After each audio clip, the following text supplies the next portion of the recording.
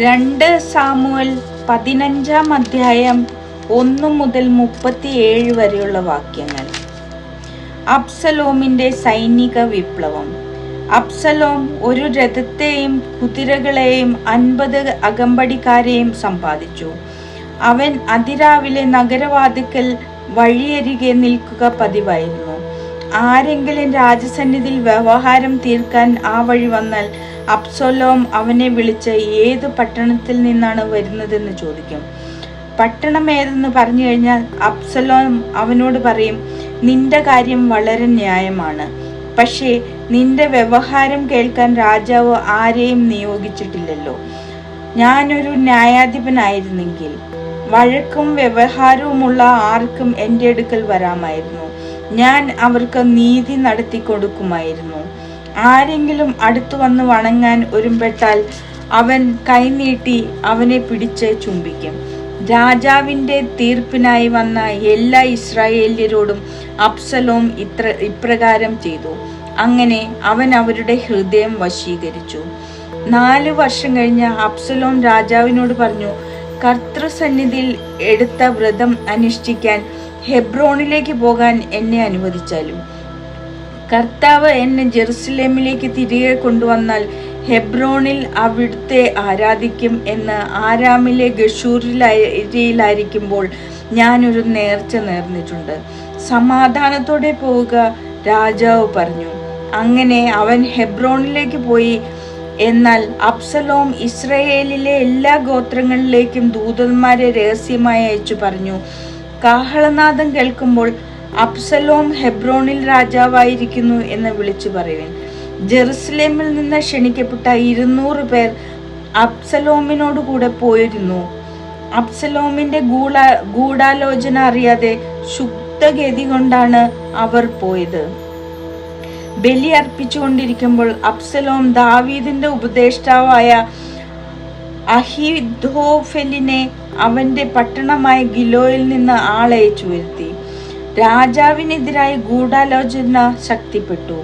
അബ്സലോമിന്റെ സംഘം വലുതായി. ഇസ്രായേല്യർ അബ്സലോമിനോട് കൂറ് പ്രാപിച്ചിരുന്നു എന്ന് ഒരു ദൂതൻ ദാവീദിനെ അറിയിച്ചു. അപ്പോൾ ദാവീദ് ജെറുസലേമിൽ തന്നോട് കൂടെയുള്ള അനുചരന്മാരോട് പറഞ്ഞു, നമുക്ക് ഓടി രക്ഷപ്പെടാം, അല്ലെങ്കിൽ നമ്മിൽ ആരും അബ്സലോമിന്റെ കയ്യിൽ നിന്ന് രക്ഷപ്പെടുകയില്ല.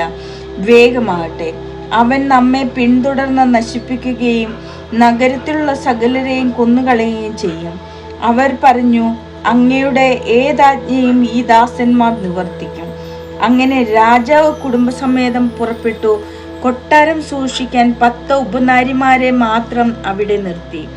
രാജാവും കൂടെയുള്ളവരും ദൂരെ ഒരിടത്ത് ചെന്ന് നിന്നു. അവന്റെ ദാസന്മാരെല്ലാം അവന്റെ അരികെ കൂടെ കടന്നുപോയി.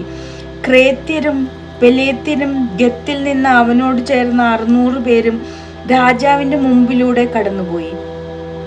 ഗിത്യനായ ഇത്തായിയോട് രാജാവ് പറഞ്ഞു, നീ ഞങ്ങളോടൊപ്പം പോരുന്നത് എന്തിന്? തിരിച്ചു ചെന്ന് പുതിയ രാജാവിനോട് ചേർന്നുകൊള്ളുക. നീ വിദേശിയും സ്വദേശത്ത് നിന്ന് ബഹിഷ്കരിക്കപ്പെട്ടവനുമാണല്ലോ. ഇന്നലെ മാത്രം എത്തിയ നീ എങ്ങോട്ട് പോകുന്നു എന്ന് അറിയാത്ത എന്നോടൊപ്പം അലയുകയാണോ? സഹോദരന്മാരെയും കൂട്ടി തിരിച്ചു പോവുക. കർത്താവ് നിന്നോട് ദയയും വിശ്വസ്തയും കാണിക്കട്ടെ. ഇത്തായി മറുപടി പറഞ്ഞു, മരണമോ ജീവിതമോ ആകട്ടെ, അങ്ങ് പോകുന്നിടത്തെല്ലാം ഞാനും വരുമെന്ന് കർത്താവിൻ്റെയും അങ്ങയുടെയും നാമത്തിൽ ഞാൻ സത്യം ചെയ്യുന്നു. നീയും കൂടെ പോരുക, ദാവീദ് ഇത്തായിയോട് പറഞ്ഞു. അങ്ങനെ ഗിത്യനായ ഇത്തായി തൻ്റെ സകല ആളുകളോടും കുട്ടികളോടും കൂടെ കടന്നുപോയി. ദാവീദിന്റെ അനുചരന്മാർ കടന്നുപോയപ്പോൾ ദേശവാസികൾ ഉച്ചത്തിൽ നിലവിളിച്ചു. രാജാവ് കിദ്രോൻ അരുവി കടന്നു. ജനവും അരുവി കടന്ന് മരുഭൂമിയിലേക്ക് പോയി. അബിയാതറും സാദോക്കും എല്ലാ ലേവ്യരും പുറപ്പെട്ടു. അവർ ദൈവത്തിന്റെ ഉടമ്പടിയുടെ പേടകം വഹിച്ചിരുന്നു. ജനം പട്ടണം വിട്ടു പോകും വരെ അവർ അത് താഴെ വെച്ചു. രാജാവ് സാദോക്കിനോട് പറഞ്ഞു, ദൈവത്തിന്റെ പേടകം നഗരത്തിലേക്ക് തിരിച്ചു കൊണ്ടുപോവുക. കർത്താവിന്റെ പ്രീതിക്ക് ഞാൻ പാത്രമായാൽ അവിടുന്ന് എന്നെ തിരികെ വരുത്തി അവിടുത്തെ പേടകവും കൂടാരവും കാണാൻ എനിക്ക് ഇടവരുത്തും. അവിടുന്ന് എന്നിൽ പ്രസാദിക്കുന്നില്ലെങ്കിൽ ദാ ഞാൻ അവിടുത്തെ ഇഷ്ടം പോലെ എന്നോട് പ്രവർത്തിക്കട്ടെ.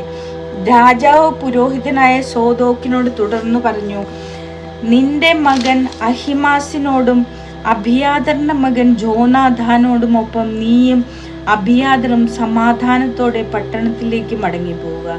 നിങ്ങൾ വിവരം അറിയിക്കും വരെ മരുഭൂമിയിലേക്കുള്ള കടവിൽ ഞാൻ കാത്തിരിക്കും. അങ്ങനെ സോദോക്കും അബിയാദറും ദൈവത്തിന്റെ പേടകം ജെറുസലേമിലേക്ക് തിരികെ കൊണ്ടുപോയി. അവർ അവിടെ താമസിച്ചു. ദാവീദ് നഗ്നപാതനായി തലമൂടി കരഞ്ഞുകൊണ്ട് ഒലിവ് മലയുടെ കയറ്റം കയറി. അവനോട് കൂടെയുള്ളവരെല്ലാം തലമൂടിയിരുന്നു.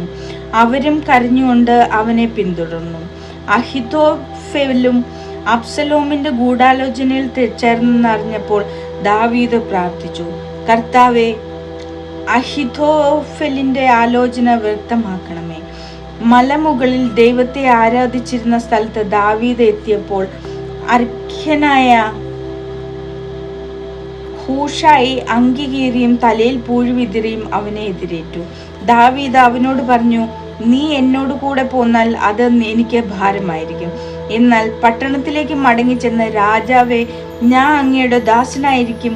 മുൻപ് ഞാൻ അവിടുത്തെ പിതാവിനെ സേവിച്ചതുപോലെ ഇനി ഞാൻ അങ്ങയെ സേവിക്കും എന്ന് അബ്സലോമിനോട് പറയുമെങ്കിൽ അഹിതോഫെലിന്റെ ആലോചനയെ പരാജയപ്പെടുത്തി എന്നെ സഹായിക്കാൻ നിനക്ക് കഴിയും. പുരോഹിതന്മാരായ സാദോക്കും അബിയാദറും അവിടെ നിന്നോടുകൂടി ഉണ്ടായിരിക്കും. കൊട്ടാരത്തിൽ കേൾക്കുന്നതെല്ലാം അവരെ അറിയിക്കുക. സാദോക്കിന്റെ മകൻ അഹിമാസും അബിയാദറിന്റെ മകൻ ജോനാഥാനും അവിടെ അവരോടുകൂടി ഉണ്ട്. കിട്ടുന്ന വിവരമെല്ലാം അവർ മുഖാന്തരം എന്നെ അറിയിക്കണം. അങ്ങനെ ദാവീദിന്റെ സുഹൃത്തായ ഹൂഷായി അബ്സലോം ജെറുസലേമിലേക്ക് പ്രവേശിക്കെ പട്ടണത്തിലെത്തി.